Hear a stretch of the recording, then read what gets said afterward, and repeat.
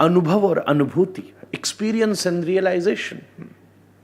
अनुभव सदा स्वतंत्र होता है, अनुभूति सार्वभौम होती है।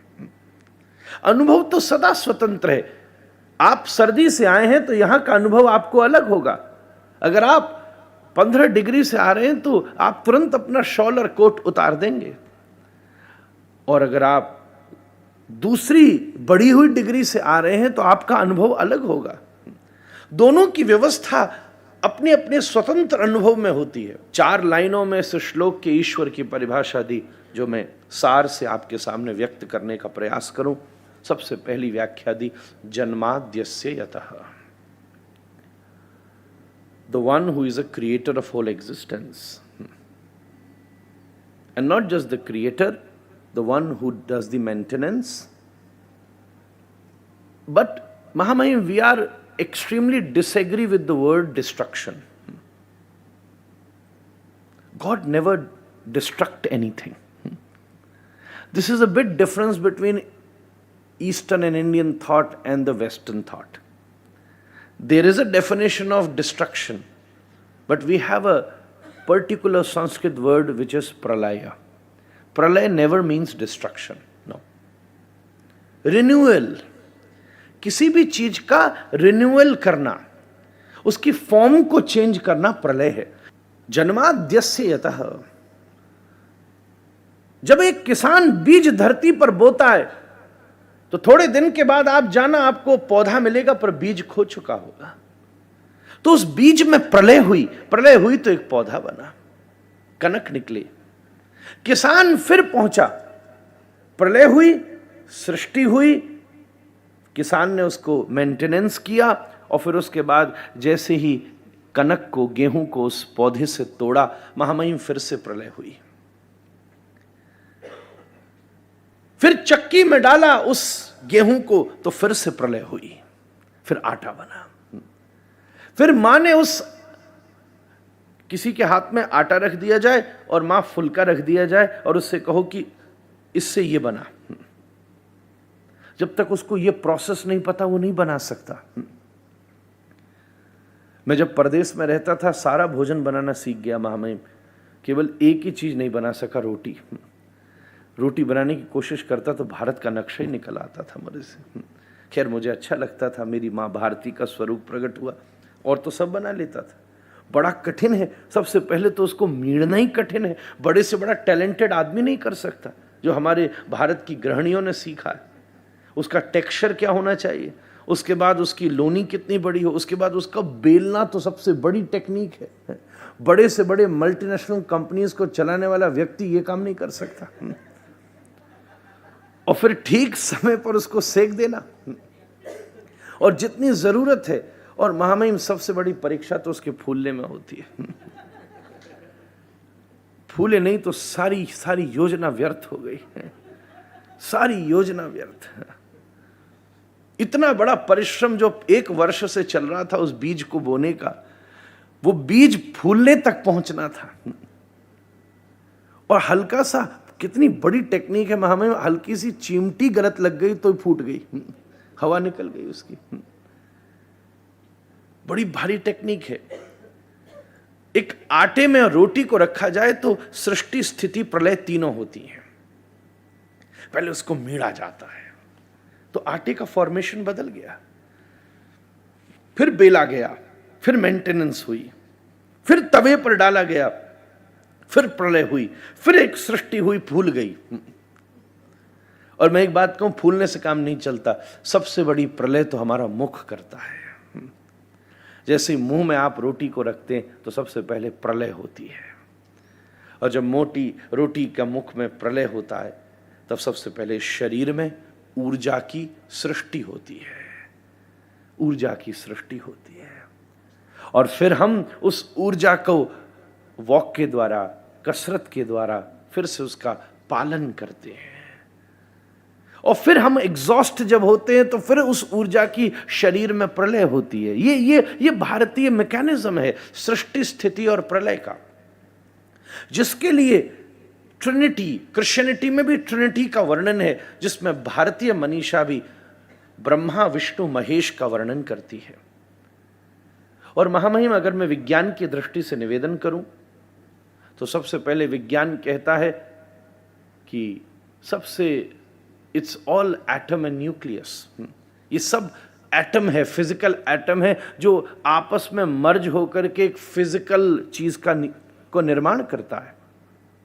सबसे पहले अणु को सबसे छोटा कहा गया। विज्ञान इस विवेचना को 100-200 वर्ष पहले समझा होगा, पर भारत में एक शास्त्र है सांख्य, वो 5000 वर्ष पहले कहता है अणु अणियान। अणुवाद की व्याख्या सांख्य ने 5000 वर्ष पहले कर दी।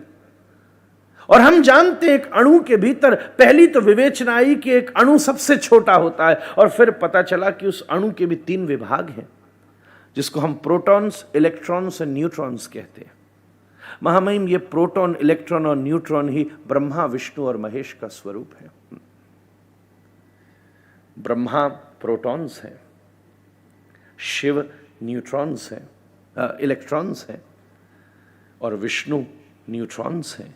न्यूट्रॉन्स का फॉर्मेशन, जब उसमें पॉजिट्रॉन्स ज़्यादा होते हैं तो वो पॉजिट्रॉन्स की तरह बिहेव करता है, और जब उसमें इलेक्ट्रॉन्स ज़्यादा होते हैं तो वो इलेक्ट्रॉन्स की तरह बिहेव करता है।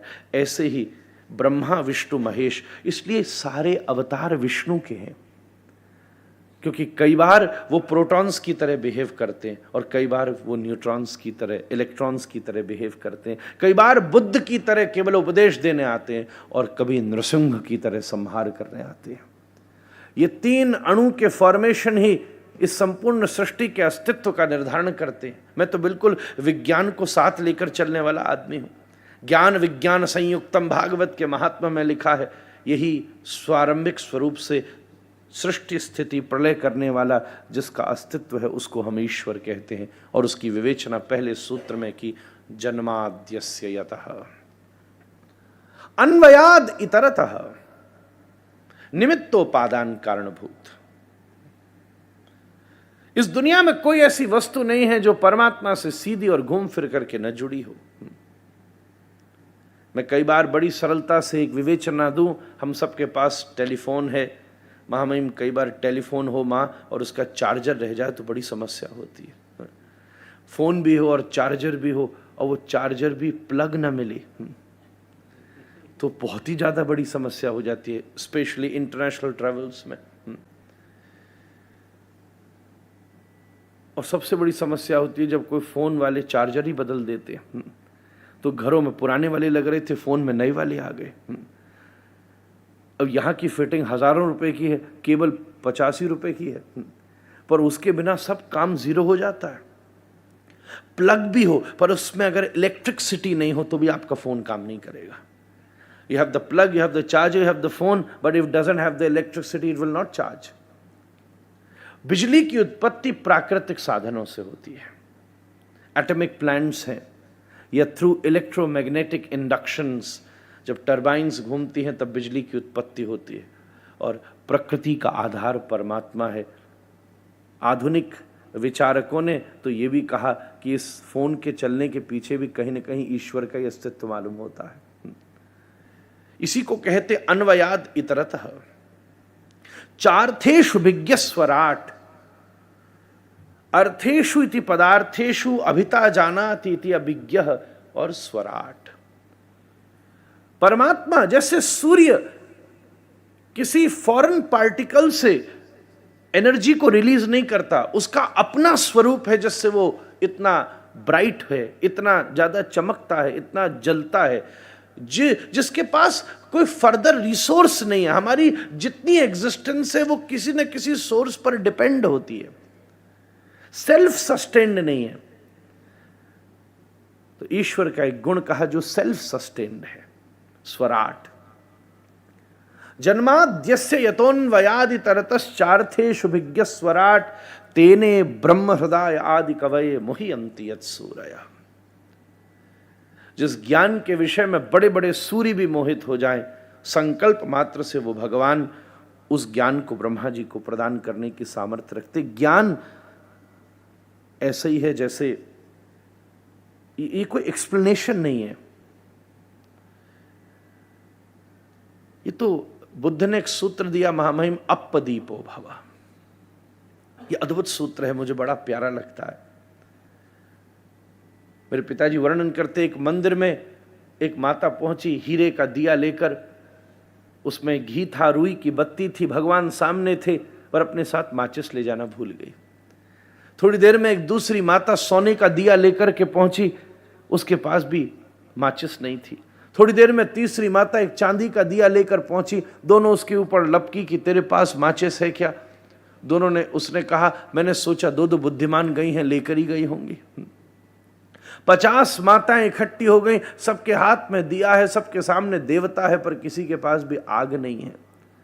उसी समय एक वृद्ध माता जलता हुआ दिया लेकर के आई, सबने अपनी बत्ती से बत्ती मिलाई और सारे दिए प्रज्वलित हो गए। उसी प्रकार हमारे पास शरीर का दिया है, हमारे पास पुरुषार्थ का घी है, हमारे पास मन की बत्ती है, पर जिस दिन किसी ज्ञानी पुरुष से स्पर्श हो जाएगा, अपदीपो भव, ये दिया भी प्रज्वलित हो जाएगा। इसी का नाम ज्ञान है। ये प्रैक्टिस से नहीं मिलता, ये तो ब्लेसिंग्स हैं। इस प्रकार श्लोक के आधे चरण में ईश्वर की परिभाषा हुई और फिर आधे चरण में जगत की परिभाषा हुई। फिजिक्स का एक सूत्र है मिराज। महामहिम भागवत में उस सूत्र की उत्पत्ति 5000 वर्ष पहले हो गई। तेजो वारि मृदाम यथा विनिमयो। एक मिराज, एक रिफ्लेक्शन को फिजिक्स में एक्सप्लेन करती है कि दूर से जब सूरज की लाइट मिट्टी के ऊपर पड़ती है तो पानी जैसी लगती है, और जब पास जाओ तो वो और दूर, फिर और पास जाओ तो वो और दूर। हम लोगों ने माँ ये अपनी स्कूली पढ़ाई में बड़े आराम से पढ़ा था, उसको संस्कृत में कहते हैं मृग तृष्णा। तो दुनिया के स्वरूप का वेदांत ऐसी ही चर्चा करता है। हम सुख की प्राप्ति के लिए एक वस्तु को इकट्ठा करते और फिर पता चलता है कि सुख तो उससे और आगे है, फिर दूसरी वस्तु को लाते तो पता चलता है उससे और आगे है, फिर तीसरी वस्तु को लाते तो पता चलता है उससे और आगे है। इसलिए इसको माया कहा गया। आज के समय माया शब्द का अर्थ सामान्यतः लोग केवल पैसा समझते हैं। आपको बड़ी माया चाहिए, इस माया में नहीं फंसो। पर माया शब्द का अर्थ होता है जो नहीं है पर है ऐसा लग रहा है। ध्यान दीजिएगा, जो है नहीं पर लगता यह है कि यही है। जो नहीं है वो दिख रहा है, जो दिख रहा है वो है नहीं। इस इल्यूजन को माया कहते हैं। इसलिए माया इल्यूजन है। संस्कृत में माया किसी मुद्रा या पैसे का नाम नहीं है। अर्थ तो इस भारतीय मनीषा में सबसे सुंदर चीज है। हमारे यहां वेदों में श्री सूक्त कहा गया। अर्थ से किसी की दुश्मनी नहीं है। माया शब्द का अर्थ है, मां मतलब है, या मतलब नहीं, जो है नहीं, उसी को माया कहा गया। प्रतीत तो हो रही है कि है पर है नहीं।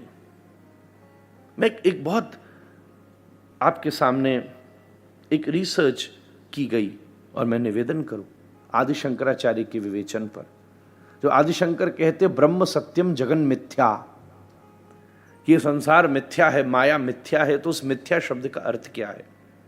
मेरी बात बहुत सावधानी से सुनने का प्रयास कीजिएगा। जब हम सोते हैं तो सोते समय स्वप्न आता है, और भैया स्वप्न बड़ा तेज होता है। आप सो जाइए तो बड़ा जोर का स्वप्न आएगा, और स्वप्न में आप अगले 100 वर्षों को 10 घंटे में देख सकते हैं। ऐसा होता है। एक बच्चा सोया और उसने देखा कि मैंने स्कूली पढ़ाई पूरी करी, फिर अच्छी यूनिवर्सिटी में मेरा एडमिशन हुआ, फिर मैंने यूनिवर्सिटी टॉप कर ली, उसके बाद में फिर मुझे एक बहुत MNC में बहुत टॉप मोस्ट CEO की जॉब मिली, फिर मेरी शादी हुई, फिर कुछ बच्चे हुए, फिर मैं प्रोग्रेस करता गया, फिर बच्चों की शादी करी, फिर पोता पोती हुए, फिर उनके साथ खेलता रहा और फिर चलते चलते बूढ़ा हुआ। फिर मैंने महामहिम के अनुग्रह से उपराष्ट्रपति भवन में कथा भी सुनी और उसके बाद में और वृद्ध हुआ और फिर घूमते घूमते एक सब सपना चल रहा है और घूमते घूमते एक दिन मैं गाड़ी से जा रहा था और गाड़ी की दुर्घटना हुई और उसमें मेरा शरीर शांत हो गया, मेरे प्राण निकल गए। और जब उसने सपने में देखा कि मैं मर गया तो चौंक के उसकी नींद खुली और उसने ये देखा कि मैं तो अभी 16 वर्ष का ही हूं और वो सपने में अपने आप को 90 वर्ष का देख चुका था। ध्यान दीजिएगा, जब कोई स्वप्न में था तो उसके अनुभव करने की गति बढ़ गई थी और जब वो स्वप्न में था महामहिम तब उसको ये अनुभव भी नहीं था माता कि वो स्वप्न में है। सोते समय नहीं पता चलता कि जो हम देख रहे हैं वो स्वप्न है, जगने के बाद पता चलता है कि जो हम देख रहे थे वो स्वप्न है। स्वप्न में तो कई सारे लोग बहुत सारे काम करने लगते, हमने सुना है घूमते टहलते, बड़ी सारी प्रॉब्लम्स है। एक यहां महामहिम में कथा कह रहा था, बाथरूम जो था वो कॉमन था, तो रात में 2 बजे जरा मुझे लघुशंका जाना था और मैं उठा तो रात्रि के अपने गमछा में था तो देखा मैंने वो माँ बाहर उस घर में गृहिणी जो थी वो घूम रही थी। तो मुझे संकोच हुआ कि मैं इससे रात में जाना उचित नहीं होगा, तो मैं वापस कक्ष में आया। 15-20 मिनट तक वो वहां घूमती रही, उसके बाद थोड़ी देर बाद दिखना बंद हुआ तो मैं निवृत्त होकर सोया। सवेरे उठा तो मैंने उसको पूछा, माँ आप रात में सोई नहीं, इधर से उधर घूमती थी? तो बोली मैं तो नहीं घूम रही थी। ये सुनते ही तो मेरा भी माथा खराब हुआ। मैं बोला भूत प्रेतों की स्टोरियां तो मैंने बहुत सुनी है, ये रात में कौन घूम रहा था जब ये नहीं घूम रही थी? तो महामहिम अगले दिन से अपने लिए भी अनुष्ठान शुरू किया, यजमान का तो कर ही रहा था। हनुमान चालीसा तो 100-150 पढ़ डाली कि कहीं तीसरे दिन मेरे सिर पर ही न चढ़ जाए कोई।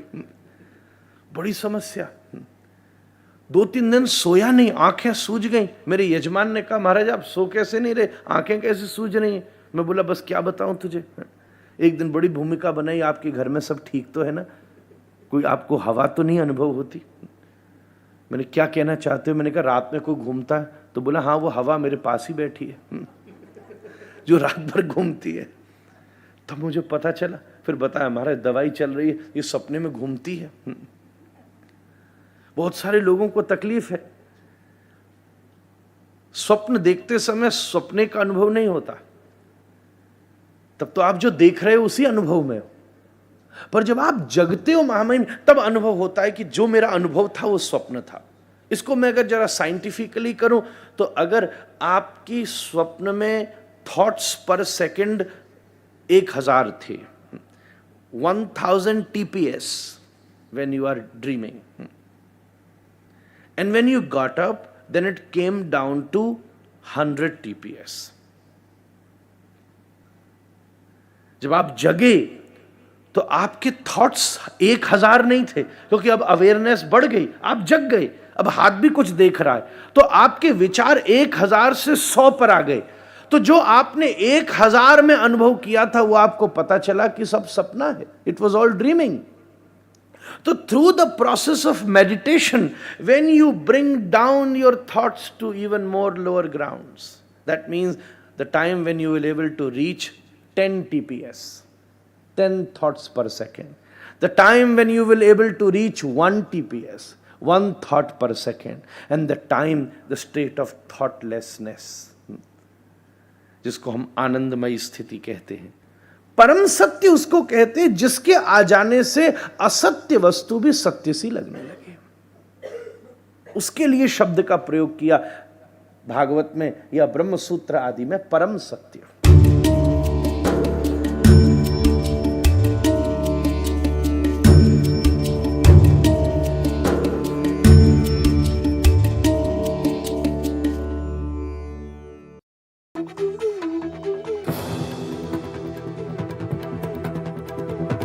ये है NDTV और आप देख रहे हैं NDTV